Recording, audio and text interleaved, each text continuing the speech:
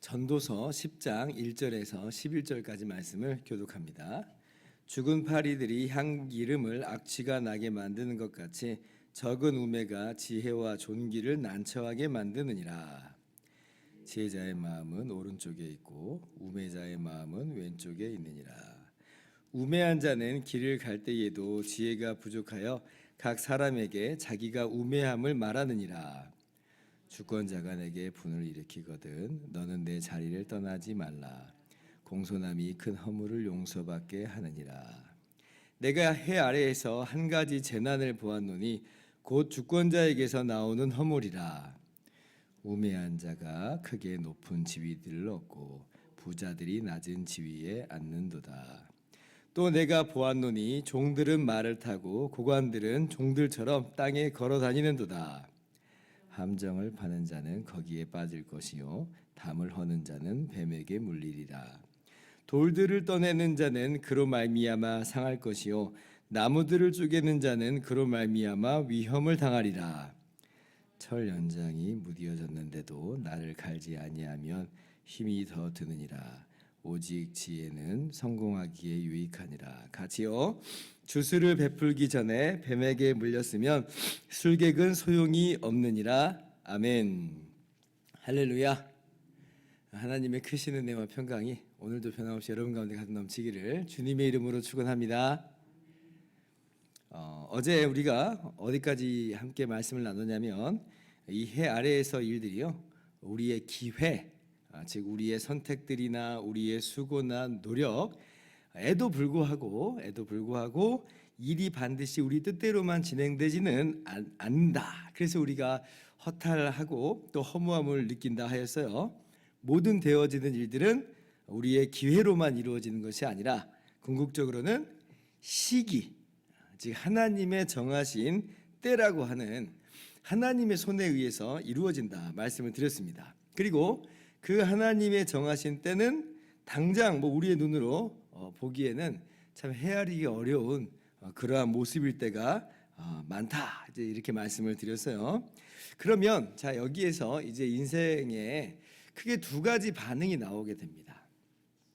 어떤 반응이 이제 첫 번째로 나오냐면 대부분의 이제 사람들이 이제 이렇게 나오는 거예요.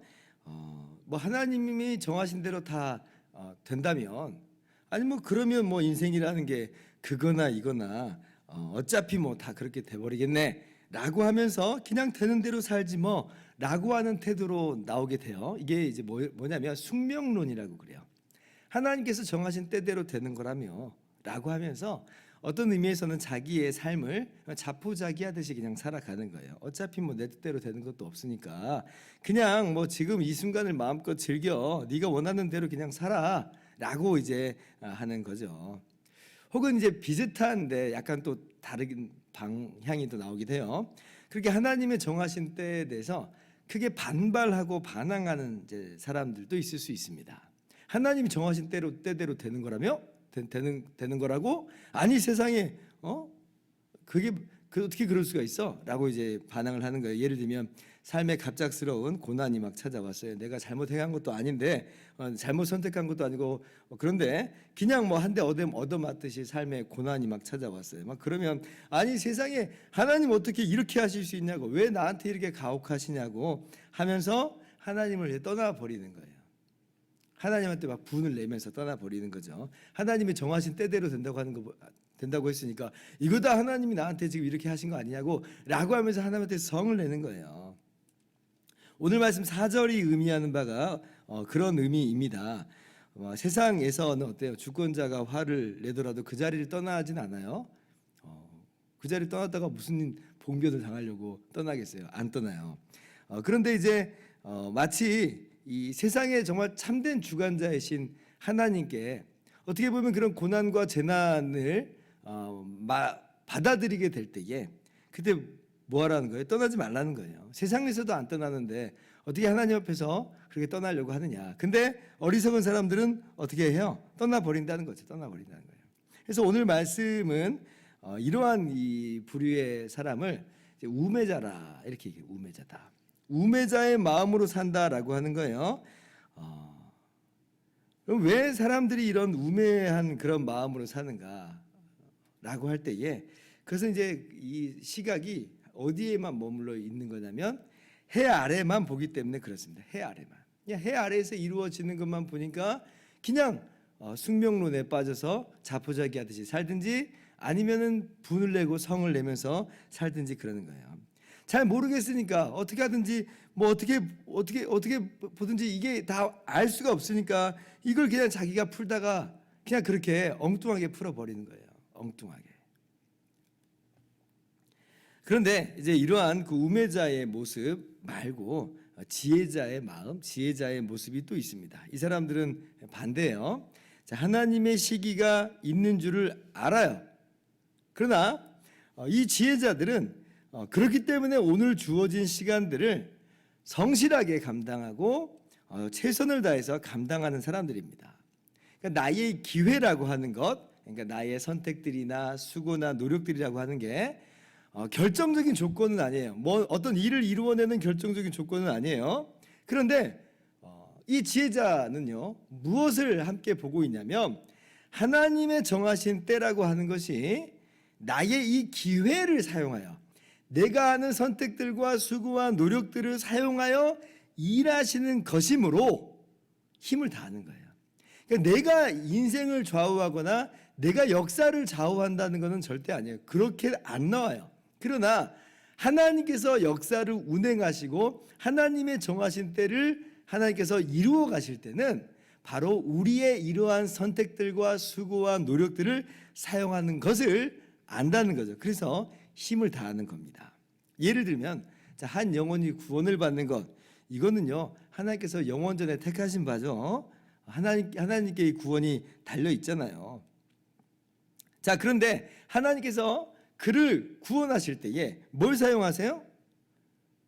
우리의 전도를 사용하세요. 우리의 전도를 사용하세요. 영원전에 우리를 택하셨다, 구원하셨다라고 하는데, 근데 이 땅에서 그것이 어떻게 나타나냐면 우리의 전도를 통해서 그가 복음을 듣고 그렇게 해서 예수를 믿는 것으로 구원받게 하세요. 그러니까 성경은 그래서 우리 보고 전도할 필요 없어, 어차피 다 하나님이 정하신 거야, 이렇게 말하지 않죠. 하나님의 택하심이 있어. 영원전에 하나님의 계획이 있어요. 계획대로 돼요. 근데 우리들에게 전도하라는 거예요. 전도하라는 거예요. 왜냐하면 하나님은 결과만을 그렇게 결정해 놓으시는 게 아니라 우리의 그 결과를 이루기까지 모든 과정도 하나님의 정하신 때로 말미암아 이루어진 거예요. 하나님께서 그것도 다 사용하시고 그것을 통해서 일하신다는 거죠. 그러니까 우리의 전도라고 하는 게 무슨 그 역사 자체를 이루는 것은 아니에요. 그러나 하나님은 모든 것을 다 사용하신다. 그러니 이러한 하나님의 지혜를 우리가 다 헤아릴 수 없어요. 다 헤아릴 수는 없어요. 그러나 하나님께서는 이런 모든 것들을 사용하시면서 일하시니, 그렇게 하나님의 정하신 때를 이루어 가시니 우리는 그저 오늘 우리에게 맡겨진 부분들을 신실하게 감당하는 거죠. 감당하는 거예요. 이것이 바로 지혜자의 모습입니다. 비록 이 세상이 막 뭔가 뒤죽박죽인 것처럼 보여요. 5절 이하를 보니까 정말 뒤죽박죽 세상 같죠. 5절에 나오는 이 주권자는 4절에 나오는 주권자하고 우리말로는 똑같은 단어로 되어 있는데, 근데 이제 원문으로는 단어를 좀 다르게 썼어요. 그러니까 같은 주권자로 지금 보지 말라라고 하는 거예요. 어떻게 보면 이 세상에서의 어떤 주권자들을 지금 이야기하고 있는 것으로 보이는데, 근데 이 세워진 주권자들이 어떤 일을 해요? 엉뚱한 일을 하고 있잖아요. 우매한 자에게 높은 지위를 줘버리고 아주 고귀한 사람들, 부자들은 낮은 지위에 앉혀버려요. 종들이 말을 타고 다녀요. 고관들이 땅으로 걸어다녀요. 뒤죽박죽이에요. 이상한 나라입니다. 정말 이상한 나라예요. 정말 힘 빠지는 그러한 모습이에요. 이 세상이 바로 그렇다는 거예요. 그러나 지혜자의 모습은 이 해 아래에서 마치 뒤죽박죽으로 지금 다 엉켜버린 것 같은 이 세상 속에서도 어떻게 살아가는 거냐면 신실하게 나의 위치를 감당하는 사람들이에요. 나의 그 기회, 나의 선택들과 수고와 노력을 계속 선용하는 거예요. 왜요? 하나님이 내가 다 헤아리는 수 있다는 건 아닙니다. 우리는 다 못 헤아려요. 그러나 하나님이 그런 것들을 다 과정으로 하여서 일하시기 때문에, 그래서 정말 하나님의 지혜는 측량할 수가 없어요. 다만 우리는 오늘 우리의 기회들을 잘 이루어가는 거죠. 그래서 8절 이하를 보면 어때요? 자신의 그런 선택과 수고들이 독이 되어서 돌아오기도 하죠. 그죠? 그리고 득이 되어서 돌아오기도 한다 그래요. 그러니까 이것들이 아무 의미 없다는 게 아닙니다. 의미가 있다는 거예요. 의미가 있다는 거예요. 함정을 잘못 팠다가는 내가 빠질 수도 있겠구나.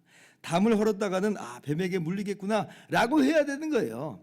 어차피 하나님의 정하신 때대로 되니까 뭐 이러다 저러다 상관없어, 이게 아니라는 거죠. 함정 잘못하면 내가 빠질 수도 있어. 담을 헐었다가 내가 뱀에게 물릴 수 있어. 철 연장이 무뎌졌으면 이거나 저거나, 이게 아니고 나를 갈아야 되는구나. 그래, 나를 갈아야 되는구나. 그래야지 힘이 덜 들지. 그렇죠? 그래서 우리는요, 우리의 기회들, 우리의 선택과 수고와 노력들 의미가 있는 것을 알아야 됩니다. 하나님의 때 안에서 이것들이 분명히 우리가 다 헤아릴 수 없지만 이 의미 있는 것들이에요. 별로 쓸데없는 헛수고들은 아니라는 겁니다. 헛수고처럼 보일 때가 있지만 그러나 결코 헛수고들이 아니다. 그러므로 하나님의 정하신 때가 있음을 아는 진짜 지혜자들의 모습은요, 자신의 그 자유로운 기회들을 올바른 선택으로 가져가고 올바른 수고와 올바른 노력으로 가져가기에 힘쓰는 거예요.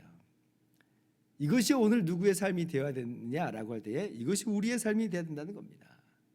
그러니까 우리의 어떤 그 선택들과 수고와 노력들이 결정적 조건이나 되는 것인 것 마냥 행동하라는 거 아닙니다. 우리는 그런 존재들 아니에요. 그러나 이 모든 것들이 하나님의 때에 쓰여지는 것들임을 알기 때문에 우리는 오늘 주어진 시간들을 선용하는 겁니다. 그러니까 이것이 해 너머의 시각으로 살아가는 거예요. 하나님의 그런 시각을 우리도 다소간 이제 함께 공유하는 거예요. 함께 갖는 거예요. 그렇구나. 이 땅에 되어지는 것이 전부가 아니요, 하나님의 정하신 때 안에서 모든 것이 이루어지고, 그리고 해 너머의 영원한 세상에 이것이 잇대어 있기 때문에 의미가 있구나. 그러므로 오늘 참된 지혜자의 삶을 살아가시는 저와 여러분들 되기를 주님의 이름으로 축원합니다. 기도하겠습니다.